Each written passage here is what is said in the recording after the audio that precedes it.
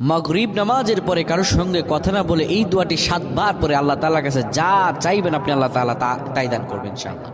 মাগরিব নামাজের পরে কারোর সঙ্গে কথা বলবেন না, আপনি একদম নিস্তব্ধ থেকে আপনি যদি এদিক আল্লাহ তাআলার কাছে দোয়া করতে পারেন, আল্লাহ তাআলা অবশ্যই আপনার দোয়া কবুল করে নেবে। মাগরিব নামাজের পর দোয়া কবুলের সময়, এই সময় আল্লাহর কাছে কোনো বান্দা যদি কিছু চায় আমার আল্লাহ তাকে দিয়ে দেন।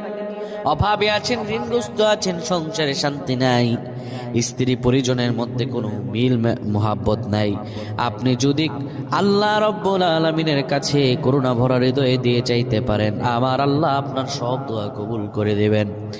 আমার প্রাণ ভাইরা, মাগরিব নামাজের পর কিবলামুখী হয়ে যাবেন, কারোর সঙ্গে কথা না বলে বলবেন আল্লাহুম্মা আজিরনা মিনান নার, আল্লাহুম্মা আজিরনা মিনান নার, আল্লাহুম্মা আজিরনা মিনান নার।